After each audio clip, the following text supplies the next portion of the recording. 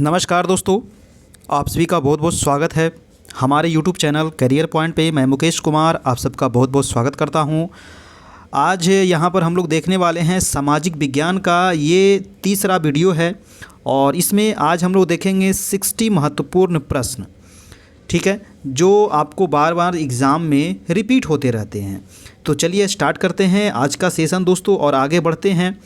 Channel पर नए हैं, चैनल को ज़रूर से ज़रूर सब्सक्राइब कर लीजिएगा, हमारे चैनल को बेल आइकन ज़रूर प्रेस कर लीजिएगा ताकि आने वाला वीडियो का नोटिफिकेशन आपको मिलते रहे। आज जो हम लोग देखने वाले हैं 9 दिसंबर 2018 में जो आपका एग्ज़ाम्स हुआ था उसमें जो जो प्रश्न पूछे गए थे यहाँ पर पूरे विस्तार से यहाँ पर पूरे डिस्कशन के साथ यहाँ पर देखने वाले हैं। और ये पेपर सेकेंड है आपका 6 to 8। हमारा व्हाट्सएप ग्रुप, अगर आप अभी तक नहीं जुड़े हैं ग्रुप में तो आप मैसेज कीजिए, आपको इस ग्रुप में ऐड कर दिया जाएगा। ये क्लास जो है दोस्तों डेली रात में 9 बजे से लाइव क्लास चलती है, तो इसे ज़रूर से ज़रूर आप ज्वाइन कीजिएगा। और सीटेट के अलावे भी हमारे चैनल पर आपको बीपीएससी की तैयारी करवाई जा रही है। पीटी की अभी 67 बीपीएससी का और सीटेट का आपका क्लास चल रहा है, ठीक है। और आपको अगर देखिए इसका पीडीएफ चाहिए दोस्तों तो टेलीग्राम चैनल ज़रूर से ज़रूर ज्वाइन कर लीजिएगा। Career point by Mukesh sir आप सर्च कीजिएगा टेलीग्राम में जा कर के, मेरा चैनल आ जाएगा। आपका लोगो शुरू में दिख गया है, वही लोगो उसमें लगा हुआ है, ठीक है। ये हमारा फेसबुक पेज है ज्योग्राफी बाय मुकेश कुमार, तो प्लीज़ आप लोग इसे ज़रूर से ज़रूर लाइक करें। चलिए दोस्तों शुरू करते हैं आज का सेशन। आज का जो पहला प्रश्न है वो पहला प्रश्न हम लोग देखते हैं। पहला प्रश्न कह रहा है कि स्थल का एक संकरा भाग जो दो बड़े स्थलीय भागों को एक दूसरे से जोड़ता है उसे क्या कहते हैं। मतलब कि दो जो है संकरा भाग है, मतलब कि दो स्थलीय संकरा भाग है, बहुत बड़े संकरा भाग है ना। और ये एक संकरे स्थल से क्या है, ये दोनों जुड़े हुए। मान लीजिए एक स्थल ये है आपका और एक स्थल ये है आपका, बड़े स्थलीय क्षेत्र है, और एक संकरे पट्टी से ये दोनों क्या हुए हैं, जुड़े हुए हैं। इधर आपका जल है और नीचे भी आपका क्या है, जल है। तो इसे क्या कहा जाता है, तो इसे कहा जाता है दोस्तों स्थल संधि। यानी कि दो बड़े स्थलीय खंड जो हैं एक पतले रास्ते से जुड़े हुए हैं, पट्टी से जुड़े हुए हैं, तो उसको कहा जाएगा स्थल संधि, ठीक है। और अगर दो बड़े जलीय क्षेत्र एक छोटे से जलीय रास्ते से जुड़े हुए हैं ना, दो बड़े जलीय जैसे दो बड़े महासागर, ठीक है, एक छोटे से या फिर सागर छोटे से जल रास्ते से जुड़े हुए हैं तो उसको कहा जाएगा जल संधि, ठीक है, याद रखिएगा। और खाड़ी किसे कहा जाता है, ये देखिए खाड़ी है तो जैसे बंगाल की खाड़ी। अब बंगाल की खाड़ी यहाँ पर देखिए आपका है ना, ये है आपका बंगाल की खाड़ी। तो बंगाल की खाड़ी ये जो है तीन साइड से स्थल है। ये साइड देखिए आपका स्थल है, ऊपर स्थल है और ये साइड भी स्थल है, और नीचे से क्या है, इसमें जल है। तो तीन साइड से स्थल हो एक साइड से जल हो वैसे घिरे हुए क्षेत्र को क्या कहा जाता है, खाड़ी कहा जाता है, ठीक है। याद रखिएगा जैसे कि यहाँ पर देखिए खंभात की खाड़ी है, कच्छ की खाड़ी है, मन्नार की खाड़ी है, बंगाल की खाड़ी है, बहुत सारी खाड़ी हैं। जहाँ भी खाड़ी आप देखिएगा तो इसी प्रकार से आपको आकृति वहाँ देखने को मिलेगा। यानी कि तीन ओर से क्या होना चाहिए, स्थल होना चाहिए, एक ओर से जल होना चाहिए, तो उसे कहेंगे खाड़ी। द्वीप किसे कहा जाएगा, मतलब कि वैसे स्थलीय भूभाग है ना, वैसे स्थलीय भूभाग जिसके चारों ओर क्या हो, जिसके चारों ओर क्या हो, जल ही जल हो, उसे कहा जाएगा आपका द्वीप, ठीक है। तो उसे द्वीप कहा जाता है, याद रखिएगा। बार बार ये सब रिपीट होते रहता है एग्जाम्स में। दूसरा प्रश्न देखते हैं आपका, करेक्ट निम्नलिखित में से कौन सा महाद्वीप जो है आकार में सबसे छोटा है। अब देखिए महाद्वीपों की जो संख्या है वो कितनी है, तो महाद्वीपों की संख्या है आपको 7, ठीक है। कितने महाद्वीप हैं, 7 महाद्वीप है। महासागर कितने हैं, 5 महासागर हैं, ठीक है। तो ये क्रम से आपको याद रखना है, बड़ा से लेकर के छोटा तक। तो यहाँ पूछा गया था सबसे छोटा, तो सबसे छोटा जो है वो है ऑस्ट्रेलिया महाद्वीप, ठीक है। ऑस्ट्रेलिया महाद्वीप को जो ये है सबसे छोटा महाद्वीप क्षेत्रफल में, ठीक है। अब देखिए देख लेते हैं कि सबसे बड़ा कौन है, तो सबसे बड़ा है आपका एशिया महादेश, ठीक है। एशिया के बाद कौन आएगा दोस्तों, तो वो आ जाएगा आपका अफ्रीका। एशिया के बाद आ जाएगा अफ्रीका। तीसरा नंबर पे आ जाएगा नॉर्थ अमेरिका, है ना, नॉर्थ अमेरिका। और चौथा नंबर पे कौन आ जाएगा, साउथ अमेरिका, है ना, दक्षिण अमेरिका, ठीक है। और 5वें नंबर पे कौन आएगा, तो अंटार्कटिका, ठीक है। अंटार्कटिका आ जाएगा। और छठे नंबर पे कौन आएगा आपका, तो यूरोप आएगा। और सातवें नंबर पे कौन आएगा, तो ऑस्ट्रेलिया आएगा। यानी कि टोटल महाद्वीपों की संख्या कितनी है, 7, और सबसे छोटा है ऑस्ट्रेलिया। ये क्रम से देखिए बार बार पूछा जाता है, याद रखिएगा। कभी पाँचवा पूछ लिया जाता है, कभी छठा पूछ लिया जाता है, कभी चौथा पूछ लिया जाता है, तो ध्यान रखना है। अगला प्रश्न है आपका प्रश्न नंबर 3, कह रहा है कि उच्च प्राथमिकता स्तर पर सामाजिक विज्ञान में शामिल है। तो उच्च प्राथमिकता स्तर पर सामाजिक विज्ञान में कौन कौन से विषय इसमें शामिल होते हैं, ये क्वेश्चन पूछा गया है।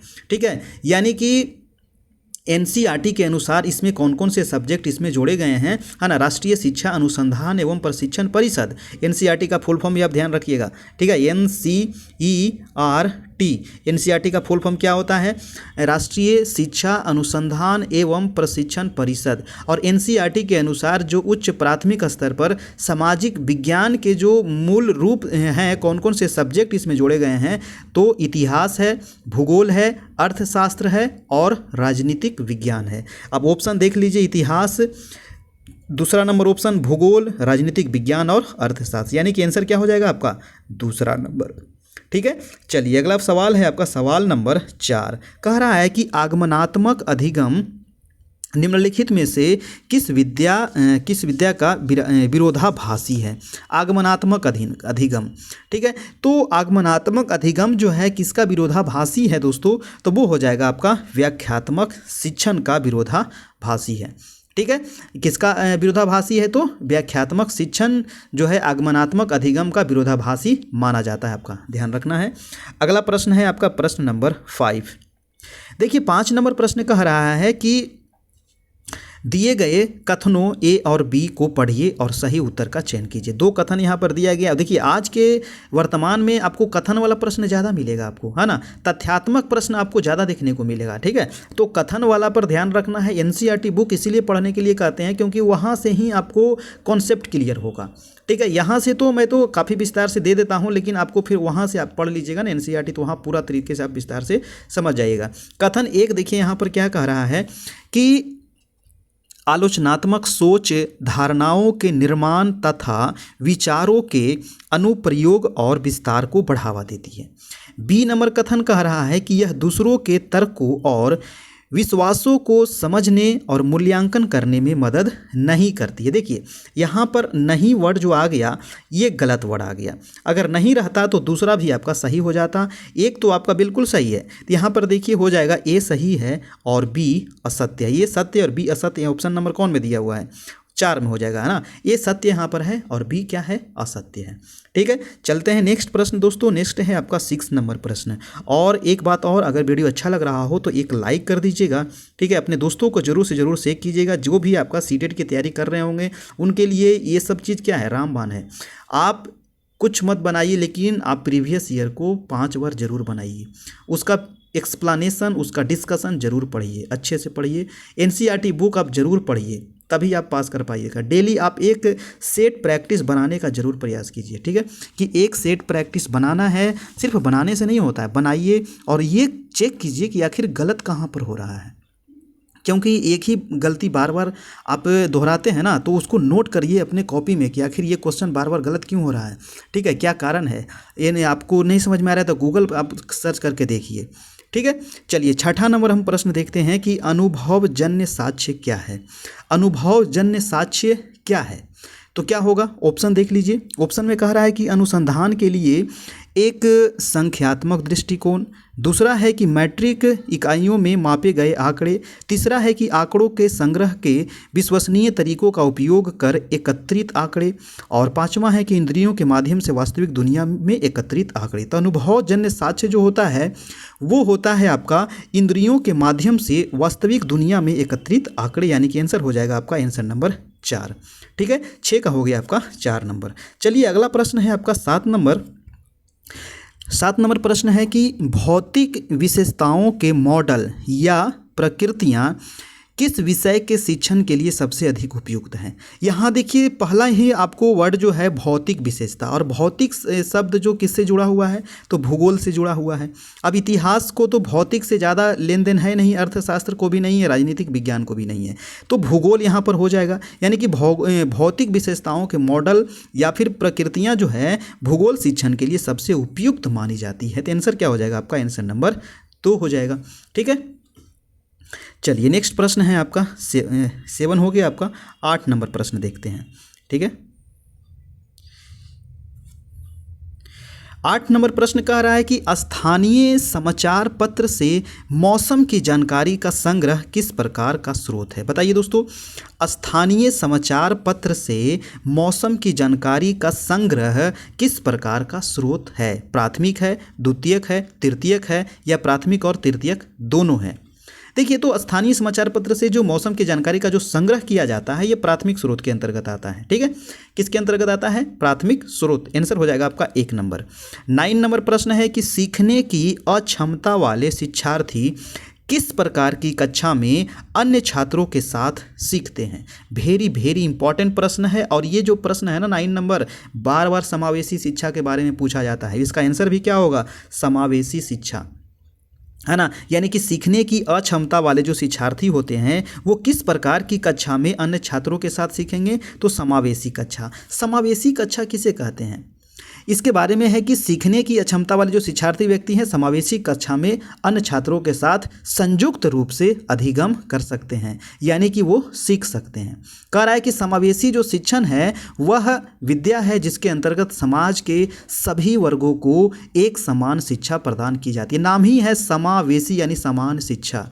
ठीक है, यानी कि छात्र छात्राओं के मध्य बिना किसी भेदभाव के शिक्षण प्रदान करना समावेशी शिक्षा का परिचायक माना जाता है। ठीक है, यानी कि इसमें किसी प्रकार का भेदभाव नहीं होना चाहिए, उसी को कहेंगे समावेशी शिक्षा, और उसी में हर एक बच्चे अच्छे से सीख सकते हैं। नेक्स्ट है आपका 10 नंबर प्रश्न है कि निम्नलिखित सिद्धांत किसने दिया है। ये सिद्धांत को पढ़िए और ये सिद्धांत किसका दिया हुआ है ये आपको बताना है।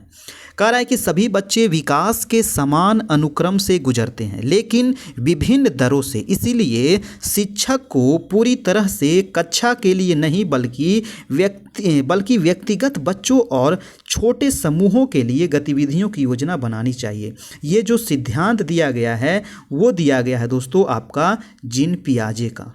ठीक है, आंसर हो जाएगा आपका 3rd नंबर। ये सिद्धांत किसका है, जीन पियाजे। जीन पियाजे जो थे वे स्विट्जरलैंड के थे, एक चिकित्सा मनोविज्ञानी थे। याद रखिएगा, चिकित्सा मनोविज्ञानी थे, कहाँ के थे, स्विट्जरलैंड के थे। नेक्स्ट है आपका 11 नंबर,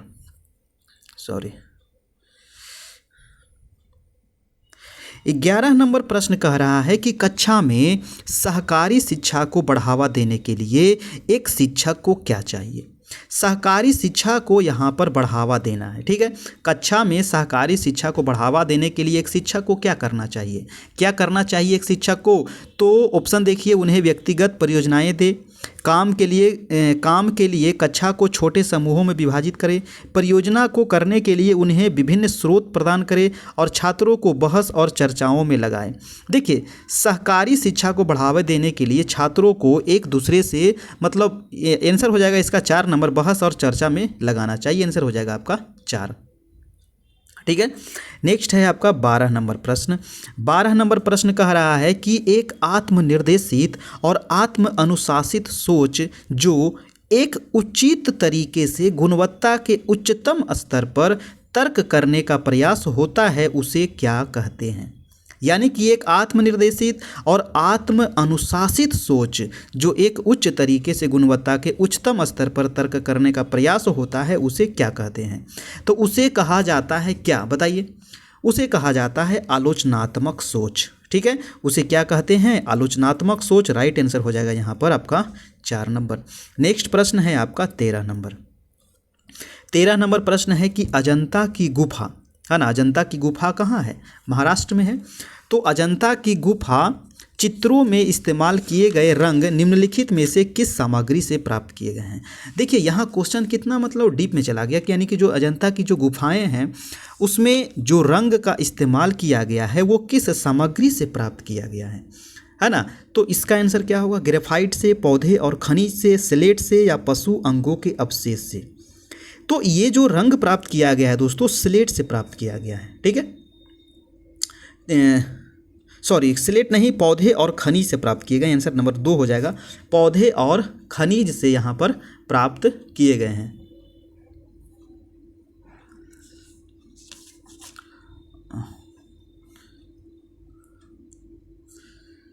सॉरी यहाँ पर पौधे स्लेट नहीं होगा, यहाँ पर सॉरी थर्ड नंबर ही आंसर होगा, तीसरा नंबर स्लेट से ही प्राप्त किए गए हैं, ठीक है। तो इसका आंसर इसको सुधार लीजिएगा थोड़ा सा, थर्ड ही हो जाएगा स्लेट, है ना। जो पहले निकलता वो सही है आपका, थोड़ा सा यहाँ पर कन्फ्यूजन हो गया था, ठीक है। तो देखिए अजंता की गुफा जो चित्र है उसमें इस्तेमाल किए गए जो रंग हैं वो स्लेट से ही इस्तेमाल किए गए हैं, ठीक है। और इसके बारे में देखिए कहा जाता है कि जो अजंता गुफा इसका जो निर्माण हुआ था 2वीं शताब्दी में किया गया था। यहाँ बौद्ध धर्म से संबंधित शिल्पकारी यहाँ पर किए गए हैं, ठीक है। ये देखिए अजंता की गुफाएं में टोटल गुफाओं की जो संख्या है वो है टोटल 29 गुफा। ये सब याद रखना है, ये सब पूछा जाता है आपको, ठीक है। चलिए आगे देखते हैं। आपका अगला प्रश्न है आपका प्रश्न नंबर 14, कह रहा है प्रश्न 14 नंबर की सबसे पुरानी पांडुलिपियाँ पर लिखी गई थी। देखिए सबसे पुरानी जो पांडुलिपियाँ थी वो किस चीज़ पर लिखी गई थी, तो वो पत्थर पर, कागज़ पर, लकड़ी पर या ताड़ के पत्रों पर। तो जो सबसे पुरानी जो पांडुलिपि थी वो ताड़ के पत्रों पर लिखी गई थी। आपका 14 का हो जाएगा आपका 4। और पांडुलिपि जो लिखा गया था दोस्तों ये मुख्य रूप से संस्कृत भाषा में लिखा गया था आपका, है ना, संस्कृत में लिखा गया था। चलिए नेक्स्ट देखते हैं आपका प्रश्न नंबर 15 नंबर प्रश्न कह रहा है कि मानव इतिहास में निम्नलिखित में से कौन सी अवधि यानी काल सबसे लंबी है। काफ़ी इंपॉर्टेंट प्रश्न है ना। कौन सी अवधि सबसे लंबी है, और ऑप्शन है मध्य पाषाण काल, नव पाषाण काल, महापाषाण काल या फिर पूरा पाषाण काल। सबसे लंबी जो अवधि थी वो था आपका पूरा पाषाण काल। पूरा पाषाण काल जो था आपका सबसे लंबा अवधि था। इसका जो अवधि था माना जाता है कि 10 लाख से लेकर के 10,000 तक था आपका, ठीक है।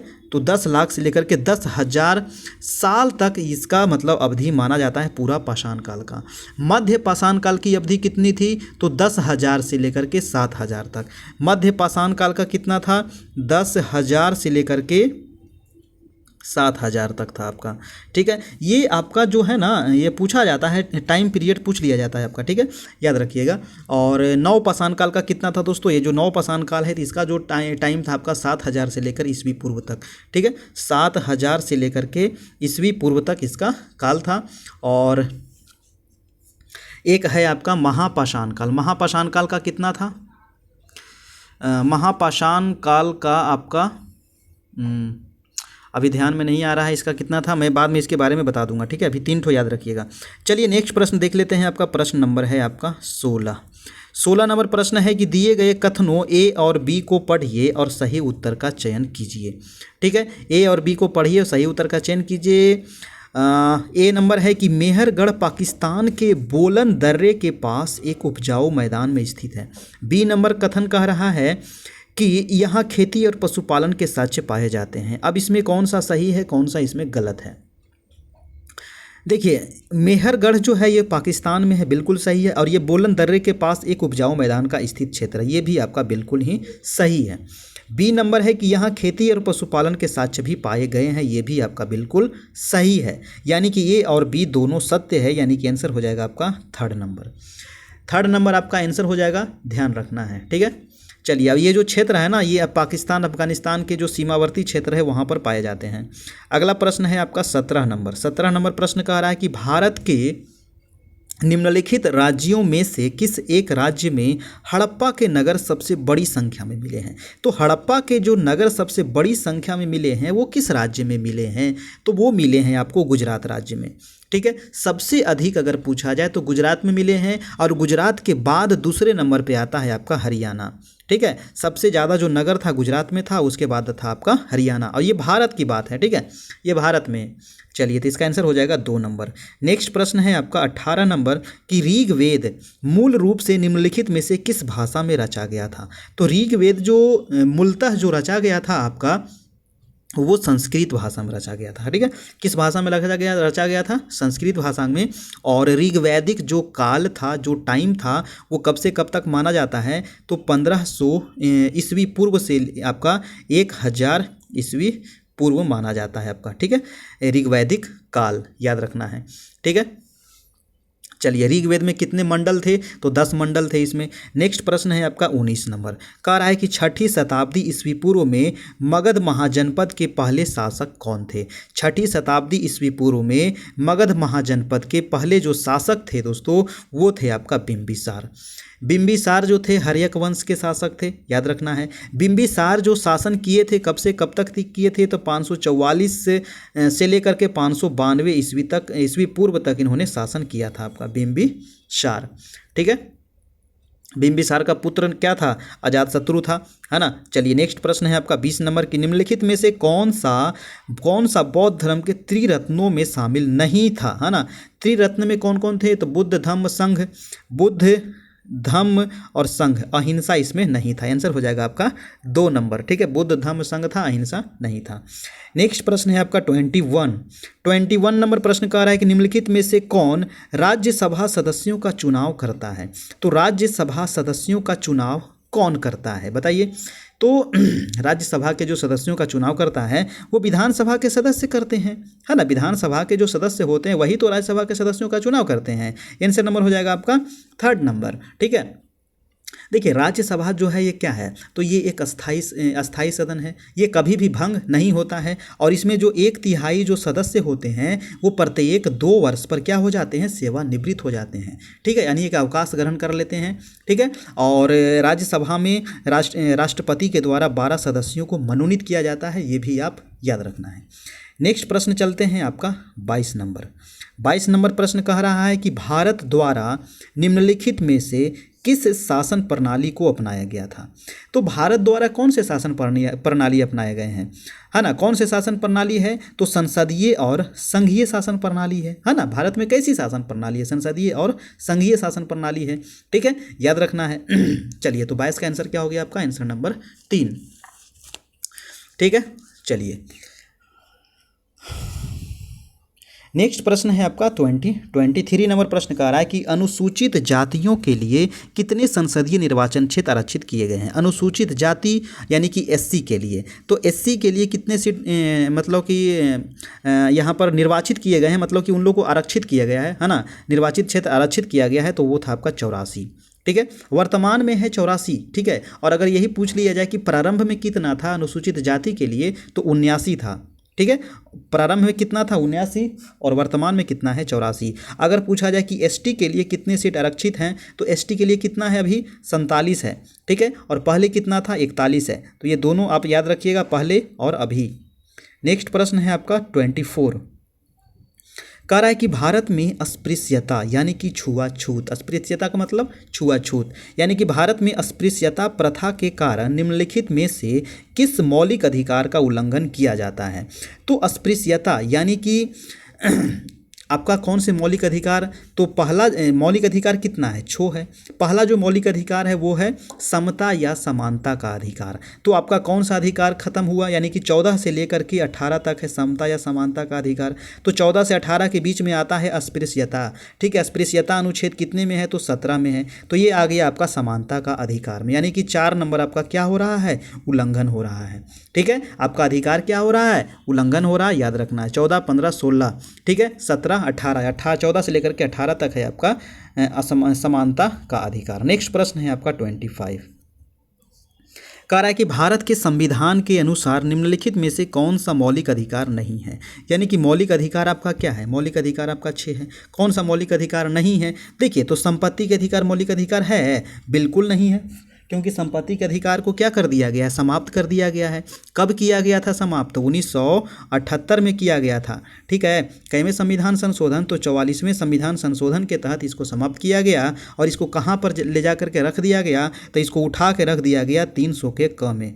ठीक है, इसको उठा के कहाँ रख दिया गया? 300 के क में। किस प्रकार से रखा गया? तो इसको वैधानिक अधिकार बना दिया गया। ठीक है, इसको मौलिक अधिकार से हटा करके वैधानिक अधिकार इसको बना दिया गया। चलिए, तो आंसर क्या हो गया आपका? 3rd number. नेक्स्ट प्रश्न है आपका 26। कह रहा है कि अस्पृश्यता खाली स्थान के आधार पर भेदभाव को संदर्भित करती है।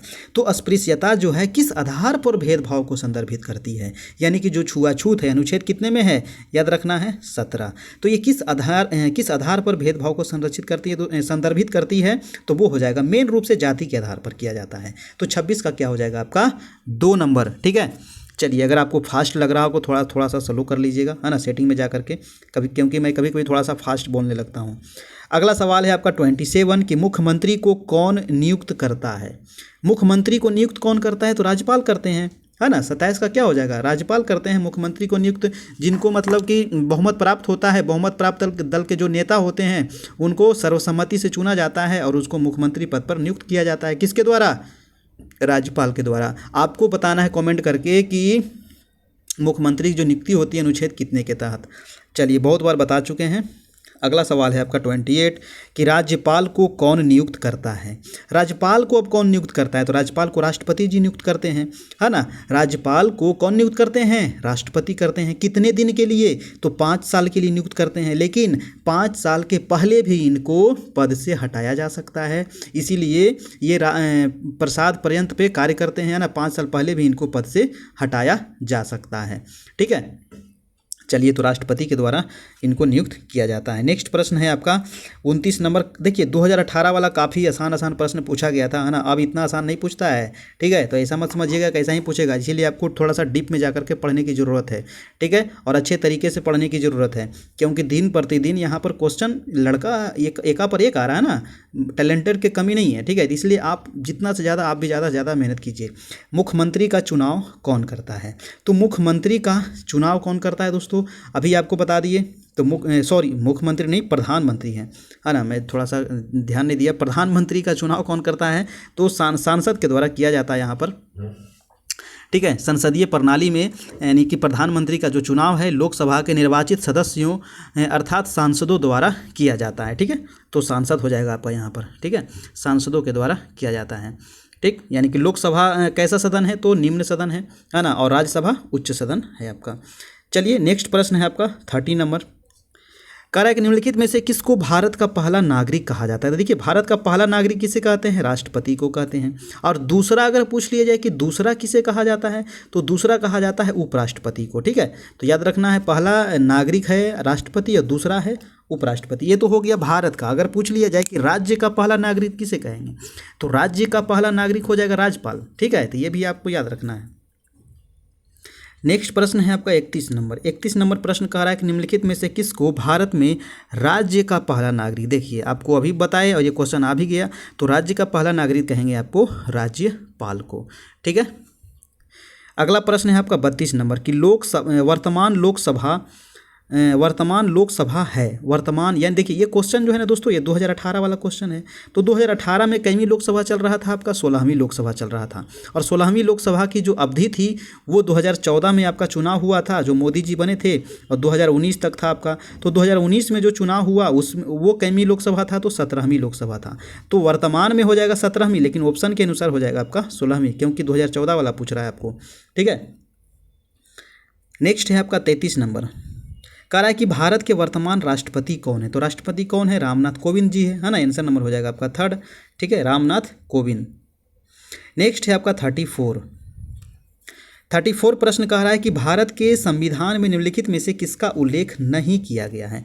तो संविधान में किसका उल्लेख नहीं है? बताइए, किसका उल्लेख नहीं है? सरकार के ढांचा, राजनीतिक दलों के नाम, नागरिकों के अधिकार और राज्यों और केंद्र शासित प्रदेशों के नाम। देखिए, सरकार के ढांचा का तो वर्णन किया गया है संविधान में, नागरिकों के अधिकार का भी वर्णन किया गया है, राज्य और केंद्र शासित प्रदेश का भी वर्णन किया गया है, लेकिन यहाँ पर राजनीतिक दल का थोड़ी वर्णन किया गया है कि कौन कौन से राजनीतिक दल होंगे, ऐसा वर्णन नहीं है। तो आंसर हो जाएगा आपका 2 नंबर। 2 नंबर क्या है, गलत है आपका। नेक्स्ट है आपका 35 नंबर। कह रहा है कि राज्यसभा में सदस्यों को कौन नामांकित करता है। तो राज्यसभा में जो 12 सदस्यों को जो नामित किया जाता है वो किसके द्वारा किया जाता है, तो राष्ट्रपति के द्वारा किया जाता है ना। तो क्या हो जाएगा आपका 4 नंबर। और अनुच्छेद कितने के तहत, तो अनुच्छेद 80 के 2 के तहत इनको नामित किया जाता है। कितने सदस्यों को, तो 12 सदस्यों को नामित किया जाता है राष्ट्रपति के द्वारा। कहाँ, तो राज्यसभा में। और लोकसभा अगर पूछ लिया जाए तो लोकसभा में 2। नेक्स्ट प्रश्न है आपका 36। प्रश्न है कि निम्नलिखित में से कौन भारत की संविधान सभा का अध्यक्ष था। देखिए, भारत का जो संविधान सभा के जो अध्यक्ष थे वो थे आपको अस्थाई अध्यक्ष यहाँ पर पूछा गया है। तो अस्थाई अध्यक्ष थे आपके डॉक्टर राजेंद्र प्रसाद। कहाँ के थे ये, बिहार के थे। लेकिन अगर पूछ लिया जाए कि अस्थाई अध्यक्ष कौन थे, ठीक है, अस्थाई अध्यक्ष कौन थे, तो अस्थाई अध्यक्ष अगर पूछ लिया जाए तो सचिदानंद सिन्हा थे आपके। ठीक है, देखिए प्रथम बैठक जो हुई थी वो हुई थी 9 दिसंबर 1946 को। संविधान सभा की प्रथम बैठक हुई थी 9 दिसंबर 1946 को। और 9 दिसंबर को ही अस्थाई अध्यक्ष चुने गए थे एस एन सिन्हा यानी कि सचिदानंद सिन्हा को। दूसरी बैठक हुई थी आपको 11 दिसंबर 1946 को।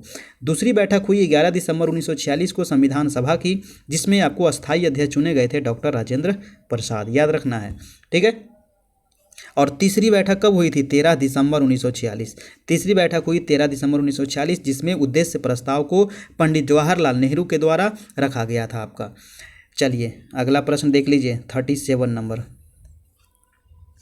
कह रहा है कि निम्नलिखित में से कौन भारत का एकमात्र भारतीय गवर्नर जनरल था।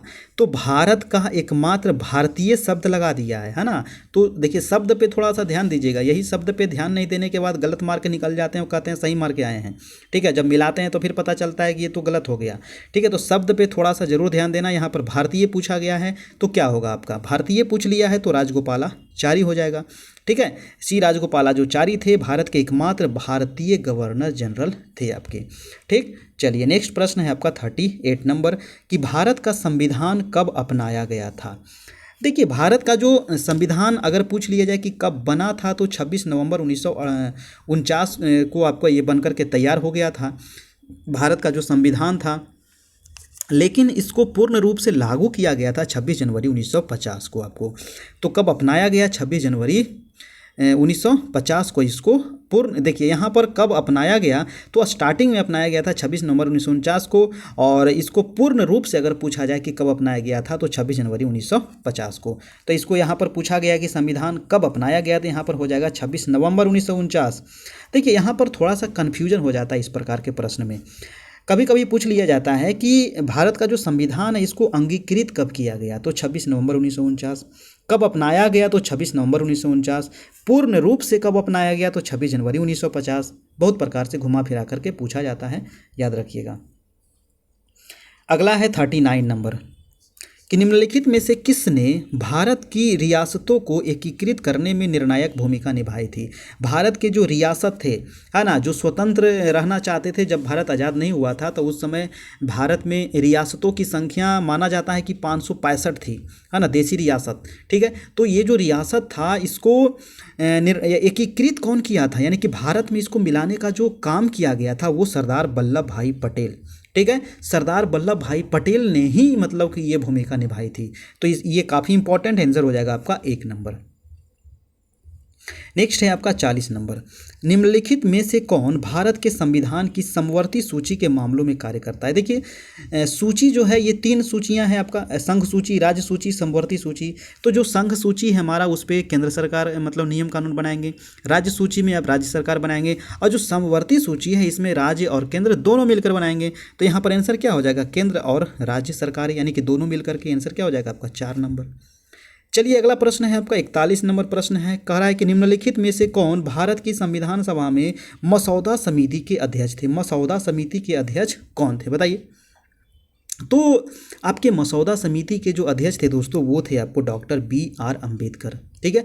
डॉक्टर भीमराव अंबेडकर जो थे ये मसौदा समिति के अध्यक्ष थे आपको, है ना। देखिए संविधान सभा का जो गठन किया गया था वो जुलाई 1946 में किया गया था, ठीक है। और जो प्रारूप आपको प्रारूप जो तैयार किया गया था, है ना, प्रारूप पर जो विचार विमर्श किया गया था वो BN राव के द्वारा पेश किया गया था प्रारूप समिति को, लेकिन जो इसके अध्यक्ष चुने गए थे वो भीमराव अंबेडकर थे आपको।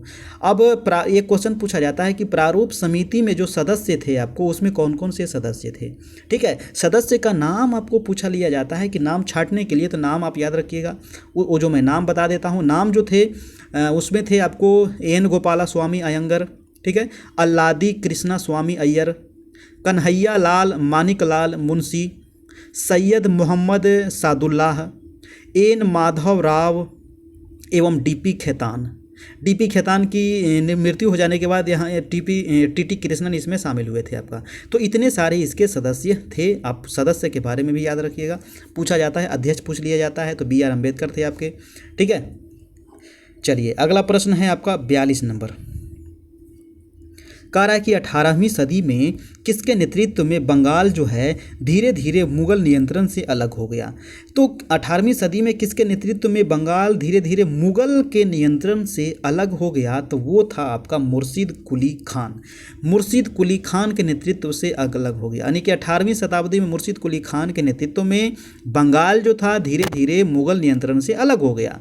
मुर्शिद कुली खान का उत्तराधिकारी कौन बना, तो अलीवर्दी खान था, जिसके नेतृत्व में बंगाल एक शक्तिशाली राज्य बन गया। नेक्स्ट है आपका 43 नंबर। कह रहा है कि निम्नलिखित में से किस गवर्नर जनरल ने फैसला किया कि बहादुर शाह जफर आखिरी मुगल सम्राट होंगे। आपको पता है कि आखिरी मुगल सम्राट कौन थे, बहादुर शाह जफर द्वितीय, है ना। और उनकी मृत्यु के बाद किसी भी वंशज को शासक के रूप में पहचाना नहीं जाएगा। तो वो कौन से गवर्नर जनरल थे जो ये फैसला किए थे, तो वो थे आपको लॉर्ड कैनिंग। लॉर्ड कैनिंग ही न थे 1857-58 में, और उनके शासनकाल में ही तो प्रथम स्वतंत्रता संग्राम हुआ था, है ना। और ये जो बहादुर शाह जफर थे द्वितीय जो थे ये आखिरी मुगल सम्राट थे आपका, ठीक है, याद रखना है आपको। नेक्स्ट प्रश्न है आपका प्रश्न नंबर 44। कह रहा है कि किस गवर्नर जनरल ने घोषित किया कि अवध पर गलत तरीके से शासन किया जा रहा था और उचित प्रशासन सुनिश्चित करने के लिए ब्रिटिश शासन की आवश्यकता थी। तो किस गवर्नर जनरल ने ये घोषित किया था कि अवध पर गलत तरीके से शासन किया जा रहा था और उचित प्रशासन सुनिश्चित करने के लिए ब्रिटिश शासन की आवश्यकता थी। तो ये घोषणा किया गया था आपका लॉर्ड डलहौजी के द्वारा, ठीक है। लॉर्ड डलहौजी जो था इसका जो शासनकाल था दोस्तों 1848 से लेकर के, है ना, 1848 से लेकर के 1854 तक था आपका। डलहौजी के शासनकाल में ही आपको रेल, डाक, तार वगैरह आपको शुरुआत किया गया था आपको, और इन्होंने ही ये घोषणा किया था आपका। चलिए नेक्स्ट प्रश्न है आपका 45। कह रहा है कि कानपुर के किस शासक ने खुद को पेशवा कहा था। तो कानपुर के वो शासक कौन थे जो खुद को क्या कहे थे, पेशवा, तो वो थे आपको नाना साहेब। नाना साहेब क्या कहते थे, खुद को पेशवा, यानी कि कानपुर के शासक नाना साहेब ने स्वयं को पेशवा के रूप में पेश किया था, और उन्होंने कानपुर में जो 1857 की जो क्रांति हुई थी उसका नेतृत्व किए थे, है ना। तो क्वेश्चन पूछा था कानपुर से कौन किया था, तो नाना साहेब। नाना साहेब जो थे दोस्तों आपको मराठा पेशवा बाजीराव द्वितीय के गोद लिए हुए पुत्र थे, और इसलिए उन्होंने अपने आप को पेशवा के रूप में प्रस्तुत किया था। नेक्स्ट है आपका 46 नंबर प्रश्न। 46 है कि कारखाने के विषय में पढ़ाने के लिए सबसे उपयोगी विधि क्या होगा। अगर कारखाना के विषय में आप टीचर बनिएगा, आपको पढ़ाने के लिए दे दिया जाए, तो बच्चे को कैसे पढ़ाइएगा, सबसे उपयोगी विषय मतलब विधि क्या होगा इसको पढ़ाने के लिए। तो कारखाने के संदर्भ में पढ़ाने के लिए जो सबसे उपयोगी विधि है वो है किसी औद्योगिक कारखाने की यात्रा करा दीजिए, है ना। यानी कि किसी औद्योगिक कारखाने की यात्रा आयोजित करना ये सबसे उपयोगी विधि मानी जाएगी आपका। तो आंसर हो जाएगा आपका 2 नंबर, ठीक। नेक्स्ट प्रश्न है आपका 47। एडुसैट क्या है। देखिए एडुसैट काफ़ी बार पूछा गया प्रश्न है आपका। एडुसैट जो है एक मानव निर्मित भारतीय उपग्रह है आपका, और इस उपग्रह को सितंबर 2004 में अंतरिक्ष में स्थापित किया गया था। ठीक है, कब किया गया था? सितंबर 2004 में स्थापित किया गया था और इस उपग्रह को इसरो के द्वारा निर्मित किया गया था। इस कृत्रिम उपग्रह का प्रक्षेपण शिक्षण सेवा प्रदान करने के उद्देश्य से किया गया था। ये क्वेश्चन पूछा जाता है कि इससे जो उपग्रह प्रक्षेपित किया गया क्या उद्देश्य था इसका? तो शिक्षण सेवा। ठीक है, शिक्षण सेवा इसका उद्देश्य था। आपको इसको सुदृढ़ करना है शिक्षण सेवा को। ठीक है, तो इसका आंसर क्या हो जाएगा आपका? एडुसैट से क्या अभिप्राय है? तो 47 का हो जाएगा आपका 3, यानी कि एक मानव निर्मित भारतीय उपग्रह है। ठीक है, चलिए अगला प्रश्न है कि पंचवानी और बीजक में निम्नलिखित में से किस महान हस्ती के छंद और विचारों को संरक्षित किया गया है? तो पंचवानी और बीजक के जो छंद और विचार जो संरक्षित किए गए हैं वो किसके द्वारा? तो 48 का हो जाएगा आपका कबीर के। ठीक है, आंसर नंबर 1 हो जाएगा कबीर। अगला दोस्त है प्रश्न है दोस्तों 49 नंबर की एलोरा की गुफा का भित्ति चित्र जिसमें विष्णु को नरसिंह अर्थात पुरुष सिंह के रूप में दिखाया गया है किस काल की कृति है? ये एलोरा की गुफाएं की बात कर रहा है और एलोरा की जो गुफाएं हैं ये आपको महाराष्ट्र में है और वहाँ जो भित्ति चित्र है जिसमें विष्णु को किस रूप में दर्शाया गया है? नरसिंह के रूप में, यानी कि पुरुष सिंह के रूप में दर्शाया गया है। ये किस काल की कृति है ये आपको बताना है। तो ये जो काल की कृति है वो है आपको राष्ट्रकूट काल की कृति है ना? राष्ट्रकूट काल की कृति है आपका आंसर नंबर 1 हो जाएगा। देखिए एलोरा की जो गुफा है इसमें आपको हिंदू, बौद्ध और जैन, ठीक है, हिंदू धर्म, बौद्ध धर्म और जैन धर्म तीनों गुफाएं यहाँ पर मंदिर है। ठीक है, यहाँ पर 34 जो गुफाएं हैं दोस्तों वो है टोटल 34 गुफा है जिसमें से 12 जो है वो आपका बौद्ध धर्म से संबंधित है, 17 गुफा है आपका हिंदू धर्म से और 5 गुफा है आपका जैन धर्म से संबंधित। तो ये ध्यान रखना है। अगला सवाल हम चलते हैं आपका 50 नंबर। कह रहा है कि निम्नलिखित में से कौन सा संगठन उपनिषद में आस्था रखता है? तो वो कौन सा संगठन है जो उपनिषद में आस्था रखता है? तो वो है आपका रामकृष्ण 50 का क्या हो जाएगा? सॉरी, ब्रह्म समाज। 50 का क्या हो जाएगा? सॉरी, यहाँ पर 1 नंबर हो जाएगा रामकृष्ण मिशन, है ना? 50 का 1 हो जाएगा, यानी कि 1 मई 1897 को कोलकाता के समीप बेल्लूर में स्वामी विवेकानंद के द्वारा स्थापित रामकृष्ण मिशन उपनिषद में आस्था रखता था आपका।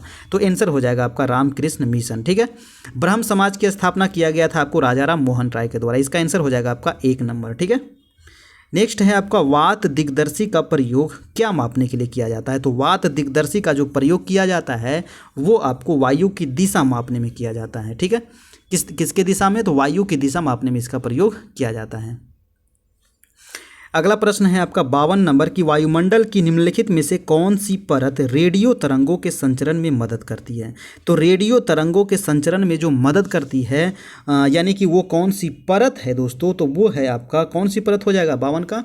वो हो जाएगा आपको बाह्यम वायुमंडल, है ना? इसी को कहा जाता है आपको आयन मंडल भी। ठीक है, इसी को आयन मंडल भी कहा जाता है। तो आंसर हो जाएगा आपका 2 नंबर। नेक्स्ट है आपका 53 नंबर, काफ़ी इंपॉर्टेंट प्रश्न है। देखिए फिगर वाला प्रश्न है, कभी कभी पूछ लिया जाता है फिगर वाला। कह रहा है कि ये पृथ्वी का फिगर है आपका, है ना? और कह रहा है कि पृथ्वी की आंतरिक परतों को क्रम में आंतरिक से बाह्य की ओर, यानी कि अंदर से जाना है बाहर की ओर जाना है आपको। तो अंदर से बाहर की ओर परत को आपको पहचानना है। तो सबसे आंतरिक परत जो आपको परत है उसको क्या कहा जाता है? तो जो सबसे आंतरिक परत है उसको कहते हैं आंतरिक क्रोड, और आंतरिक क्रोड के बाद जो आपका परत है उसको कहते हैं बाहर क्रोड, है ना? बाहरी क्रोड। और उसके बाद जो आपका परत है दोस्तों उसको कहते हैं मेंटल, और जो सबसे बाहरी परत है उसको कहा जाता है परपटी। तो इसको बस सजा देना है, आंतरिक क्रोड, बाहरी क्रोड, मेंटल और परपटी। ठीक है, अब इसको सजा दीजिए।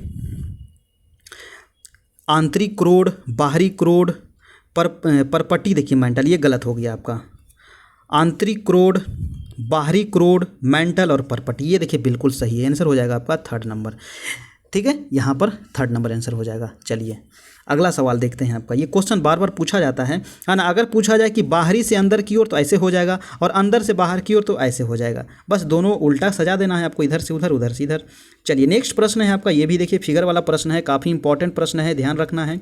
कह रहा है कि दिए गए आरेख में सूर्य, पृथ्वी और चंद्रमा की स्थिति को ध्यान से देखिए और बताइए कि यह क्या दर्शाता है। तो सूर्य, पृथ्वी और चंद्रमा जो है क्या दर्शा रहा है, ये चंद्रमा, ये पृथ्वी, ये सूर्य है, और ये क्या है, ट्रायंगल में है ना, ये समकोण त्रिभुज है। तो समकोण में अगर दिखाए कि पृथ्वी, चंद्रमा, सूर्य है तो ये हो जाएगा आपको लघु ज्वार भाटा। अगर ये एक सीधी रेखा में दिखाए तो ये क्या हो जाएगा, सूर्य, पृथ्वी और चंद्रमा अगर सीधी रेखा में दिखा दिया जाए तो ये हाँ यहाँ पर हो जाता आपको बृहद ज्वार भाटा, लेकिन यहाँ पर आ गया समकोण में तो हो जाएगा लघु ज्वार भाटा।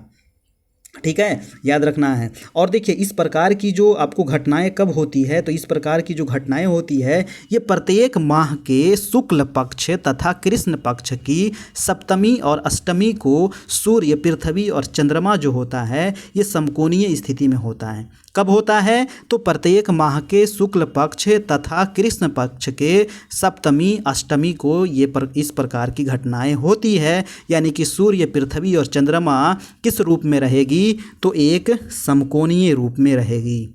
ठीक है, चलिए, और जब समकोणीय रूप में रहेगा तो लघु ज्वार भाटा आएगा।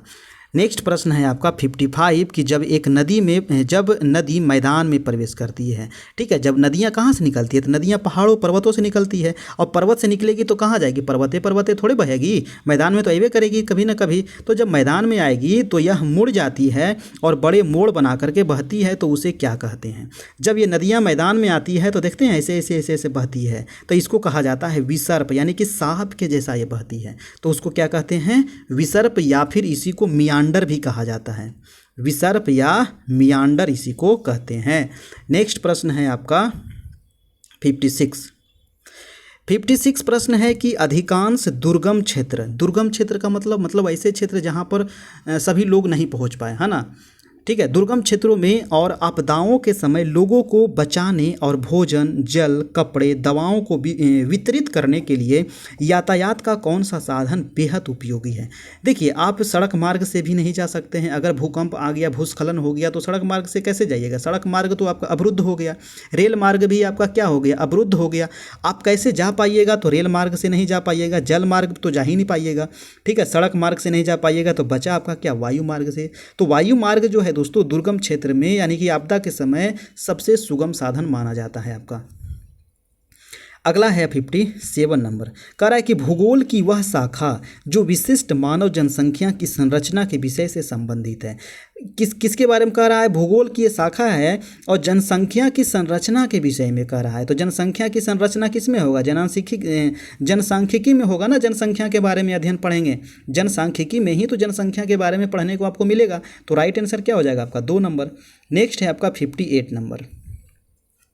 58 जो है आपका कथन एक और कारण आपको दिया गया है, कथन और कारण, और उसके आधार पर यहाँ पर 4 ऑप्शन दिए गए हैं, बताना है आपको। कथन कह रहा है कि सूर्य जो है गुजरात में अरुणाचल प्रदेश से लगभग 2 घंटे बाद अस्त होता है। बिल्कुल ही सही है कि नहीं। अब देखिए भारत का जो अगर थोड़ा सा देखिए मानचित्र अगर बना दिया जाए, है ना, ये है आपका गुजरात, ठीक है, ये वाला क्या है, ये है गुजरात, ठीक है, और इधर क्या है आपका, ये जो राज्य है ये है आपका अरुणाचल प्रदेश। तो अरुणाचल प्रदेश और गुजरात में जो है कितने डिग्री का अंतर है, लगभग 30 डिग्री का अंतर है, और 30 डिग्री के अंतर होने के वजह से यहाँ पर 2 घंटे का अंतर हो जाता है, ठीक है, समय में। अगर यहाँ पर 5 बजे अगर सूर्य भगवान निकलते हैं, है ना, सुबह होता है, तो यहाँ पर 7 बजे होता है। अगर यहाँ पर तो अगर 7 बजे हो रहा है तो लेट से यहाँ पर सूर्य निकल रहे हैं, तो लेट से डूबेंगे भी, तो वही तो यहाँ पर कथन है ना, कि गुजरात में अगर सूर्य जो है गुजरात में अरुणाचल प्रदेश से 2 घंटे बाद अस्त हो रहा है। कारण क्या कह रहा है कि अरुणाचल प्रदेश जो है गुजरात की तुलना में उच्च अक्षांश पर स्थित है। बिल्कुल देखिए ये तो सही है, हाँ सही है, ये भी आपका सही है, लेकिन इसका व्याख्या नहीं कर रहा है आपका दोस्तों। तो इसका राइट आंसर जो हो जाएगा आपका 1 नंबर हो जाएगा, यानी कि ये और आर दोनों सत्य है, लेकिन आर ए का व्याख्या नहीं कर रहा है। आंसर हो जाएगा 1 नंबर। अगला सवाल है आपका 59 नंबर। निम्नलिखित में से कौन सा ऊर्जा का गैर परंपरागत स्रोत है। गैर परंपरागत और परंपरागत, है ना, 2 प्रकार के स्रोत होते हैं। एक तो परंपरागत के मतलब क्या हुआ कि जो बहुत दिनों से चलते आ रहे हैं, जिसको आप बार बार रिन्यू नहीं कर सकते हैं, है ना। जैसे कि आपको पेट्रोलियम रिन्यू कीजिएगा नहीं, कोयला एक बार ख़त्म हो जाएगा तो कीजिएगा नहीं, कोयला को बनने में हज़ारों लाखों बरस लग जाते हैं, पेट्रोलियम के बनने में हज़ारों लाखों बरस लग जाते हैं, तो उसको तुरंत रिन्यू कैसे कीजिएगा आप। तो गैर परंपरागत स्रोत यहाँ पर कौन से हैं, तो 59 का क्या हो जाएगा, तो गैर परंपरागत हो जाएंगे आपके सौर ऊर्जा। देखिए सौर ऊर्जा के अलावे क्या क्या हो जाएगा आपका, सौर ऊर्जा तो है ही है, लेकिन सौर ऊर्जा के अलावे है आपका देखिए सागरीय ऊर्जा, पवन ऊर्जा, लहर ऊर्जा, ज्वार भी ऊर्जा, ये सभी आ जाएगा आपको गैर परंपरागत स्रोत के अंतर्गत। ठीक है, और परंपरागत में क्या हो जाएगा, पेट्रोल है आपका, है ना, गैस है आपका, कोयला है, ईंधन है, ये सब क्या हो जाएगा, ये सब है आपको परंपरागत स्रोत। नेक्स्ट है आपका और आज का लास्ट प्रश्न दोस्तों। ठीक है, वीडियो अच्छा लगा हो तो प्लीज़ एक लाइक ज़रूर कीजिएगा जाते जाते, और चैनल पर नए हैं चैनल को जरूर से जरूर सब्सक्राइब कर लीजिएगा। देखिए बहुत सारे लोग हैं 2 बार सब्सक्राइब कर लेते हैं, 2 बार नहीं करना है, एक ही बार करना है। 2 बार कीजिएगा तो अनसब्सक्राइब हो जाता है। ठीक है, तो एक ही बार जब सब्सक्राइब जो लिखा हुआ रहता है वो रेड लिखा हुआ है तो समझिए सब्सक्राइब नहीं है, अगर ये काला हो गया तो समझिए सब्सक्राइब है। ठीक है, ठीक है, आप समझदार हैं, समझ गए होंगे। 60 प्रश्न है कि विशेष रूप से निर्मित टैंकों और तालाबों में मछली का प्रजनन क्या कहलाता है। अब देखिए जो मछली पालन जो होता है ना, टैंक या तालाब में जो मछली का जो पालन किया जाता है उसको क्या कहते हैं, तो उसको कहा जाता है आपको पीसी कल्चर। ठीक है, पीसी कल्चर, है ना। और वीटी कल्चर किसे कहते हैं दोस्तों, तो बताइए। वीटी कल्चर मतलब अंगूर की खेती, अगर अंगूर की खेती से संबंधित अंगूर की खेती अगर कहीं किया जा रहा है तो उसको क्या कहेंगे, वीटी कल्चर। हॉर्टिकल्चर किसको कहा जाएगा, तो फल सब्जी के उत्पादन से संबंधित है हॉर्टिकल्चर। सेरीकल्चर तो रेशम के उत्पादन से संबंधित है सेरीकल्चर, है ना। ये चारों आपको बार बार एग्जाम में पूछे जाते हैं। चलिए तो यहाँ पर देखिए 60 प्रश्न आपका क्लियर हो गया। वीडियो अच्छा लगा हो तो एक लाइक कीजिएगा, चैनल पर नए हैं चैनल को सब्सक्राइब कर लीजिएगा। नीचे देखिए आपका पूरा आंसर दे दिया गया है, यहाँ पर पूरा आपको सॉल्यूशन दे दिया गया है। इसको 1 बार 2 बार 3 बार 4 बार पढ़िएगा जब तक पूरा ये कंप्लीट ना हो जाए 100%। अगर कुछ समझ में नहीं आया हो तो आप कमेंट कीजिए, आपको नंबर दे दिया गया है व्हाट्सएप नंबर, वहाँ पर आप मैसेज कीजिए, आपको ग्रुप में ऐड कर दिया जाएगा। ठीक है, चलिए तो और टेलीग्राम चैनल है, टेलीग्राम पे इसका पीडीएफ आपको मिल जाएगा, टेलीग्राम से आप जाकर के इसका पीडीएफ ले सकते हैं। ठीक है, career point by Mukesh sir आप सर्च कीजिएगा, टेलीग्राम चैनल आपका आ जाएगा। ये आपका देखिए फेसबुक पेज है geography bye Mukesh Kumar, please आप लोग इसे लाइक करें। और हमारा यूट्यूब चैनल है career point by Mukesh sir, इसे आप लोग जरूर से जरूर सब्सक्राइब करें। ठीक है दोस्तों, तो फिर हम मिलते हैं नेक्स्ट वीडियो में, तब तक के लिए गुड बाय, टेक केयर, अपना ख्याल रखें।